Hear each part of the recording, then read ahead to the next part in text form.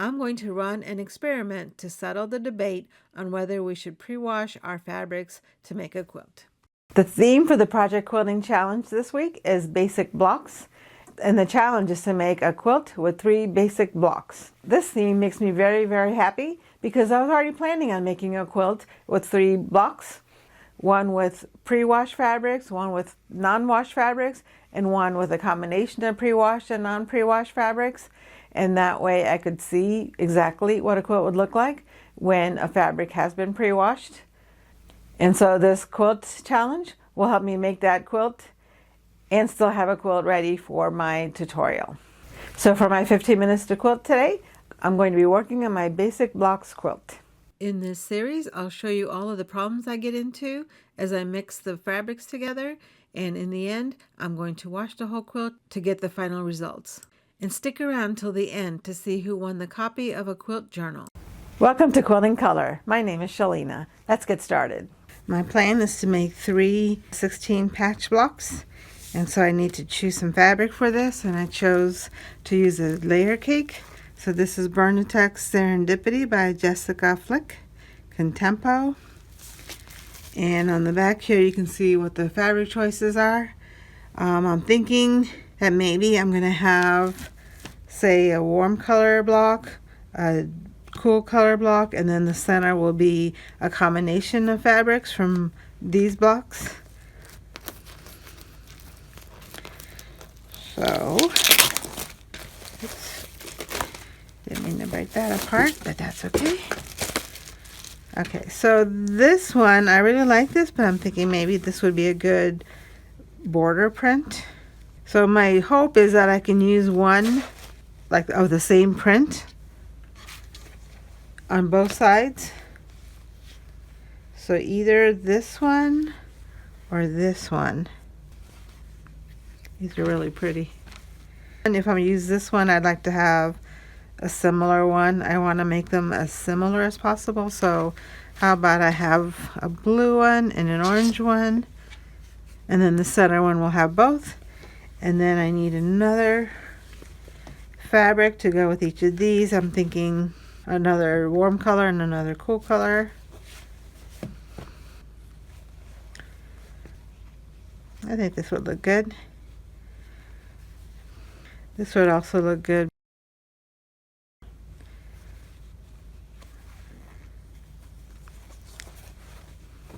So you can see how I'm using, oops, dropping them too. I'm using the same fabrics on both blocks. Normally I don't like to use the same fabrics with 2 different colorways, but what I'm doing is doing an experiment to see how fabric would look, whether it's washed or unwashed. And so I'm going to wash 2 of these, trying to think which one will be looks washed and which one doesn't look washed. But I'm going to just wash 2 of these and not wash the other 2 so that we can compare them to each other. And then I'm going to make 16 patch blocks. So these are 10-inch squares. I will cut these into 5-inch segments, and then from there I'll make the 16 patch. And each one of these will make 4 and 4, so it'll be 16 fabrics total. Okay, so I'm going to cut these into 5-inch sections. I can start around both sides and then cut them. That way I'll have 2 of them straight without having to line them up. And I don't think it's going to save any time, but it's just a different way of doing things. So I'm going to cut out the little jagged edges.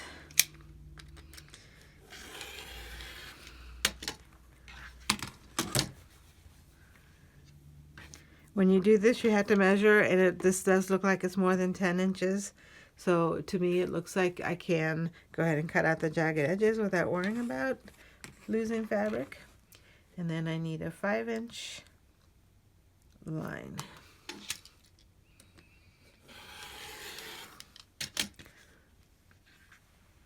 And I'm going to just sew these right sides together on both sides. And then I'm going to cut it in the middle so that I can have 2 rows of fabric.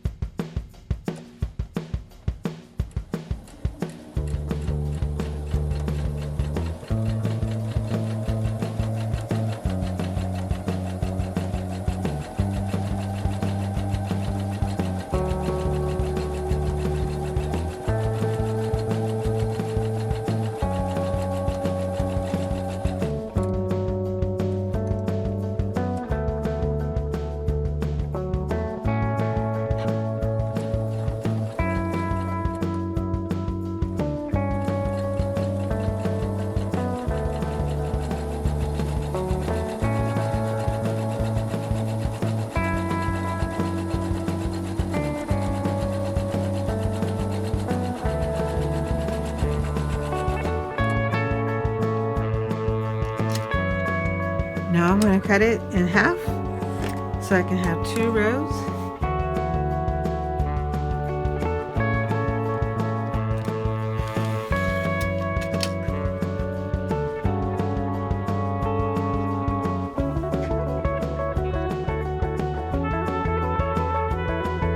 I can sew these to each other before I press and strip cut.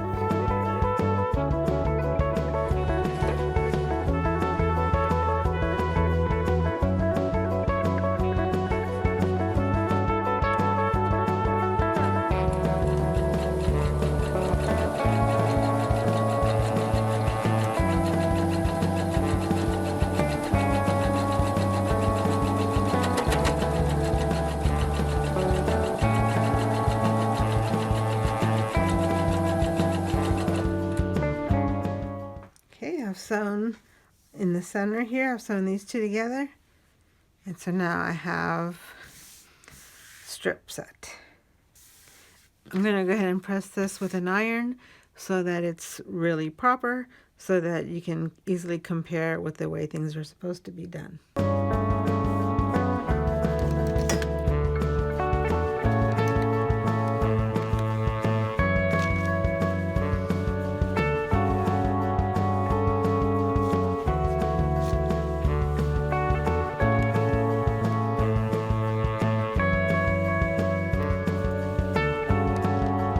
I've gone ahead and washed the pink fabric, so we might as well press it dry now while the iron is still hot. This will allow for maximum shrinkage. And I'm going to cut this video clip short because watching fabric dry is as much fun as watching paint dry. One of the things that I learned in my economics class, as well as in my statistics classes, is that when you're trying to conduct an experiment, you want to make sure that you keep everything as consistent as possible and only change the few things that you need in order to be able to tell the difference. That way the other factors are not clouding your judgment on the actual change. And so for that reason, I'm using a layer cake. The layer cake makes sure all of the information is the same. So this is the same underlying cotton. It's the same dye, it's the same manufacturer, so as much of the things about the fabric itself is the same. And even though the pattern designer probably doesn't matter so much, it's probably the same pattern designer because it is a layer cake and it's one collection of fabrics. And the reason that I'm using the same exact fabrics, the same designs on my fabrics, so you can see here I'm using the diamonds, and here you can see I'm using the flowers and the flowers. Even though using the same patterns really won't affect the way the fabric crinkles, it may affect how you see things. If there is any optical illusions or anything that's going on in your eye, it should look the same for both of the designs that we're using.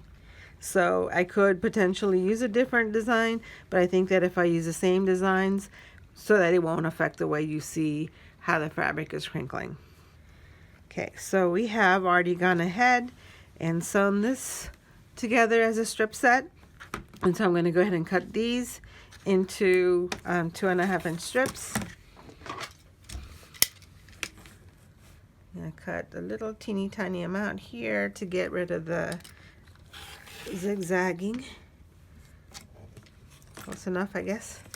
Didn't get it all, but I think this one just looks a little shorter for some reason. That's fine. It'll be fine. I'm cutting all of these at 2.5 inch, which is what the original one was cut at, so that should be fine.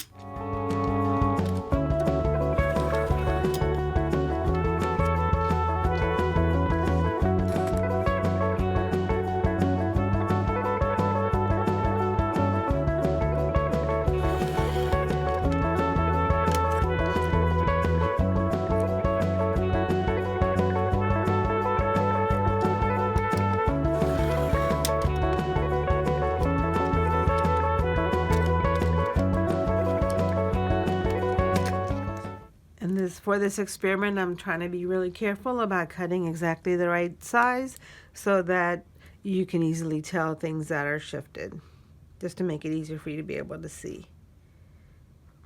So I'm trying to be really careful with sewing an exact 1/4-inch seam and trying to cut the fabric exactly the right size so that my cutting and the pressing and the piecing won't affect how you see this block. Okay, so these are the 4 strips, and what I'm going to do now is just turn them in different directions so that the checkerboard pattern is shown.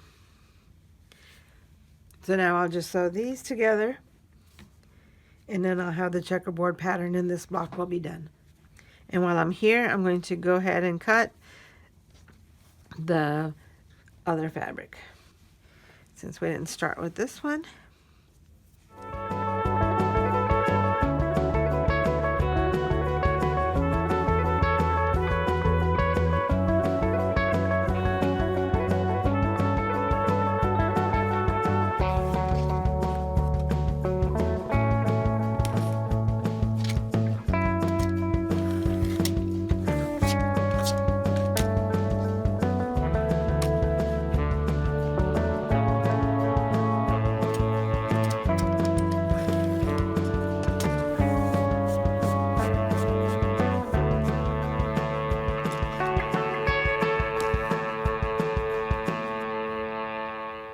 You can see this is a wash fabric, and it has some unraveling here.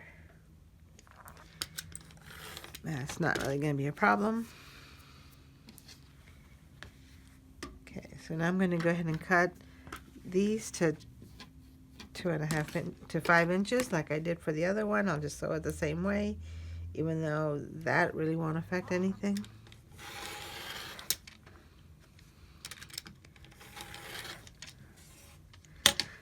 So I'm going to do the same thing with this one, where I'm just going to put them right sides together, sew on both sides, and then cut in the middle. Oops. Cut it the wrong direction, but that's all right. Instead of cutting it this way, it's going to be this way, but I think it'll be fine. So now I'm just going to sew on both sides here.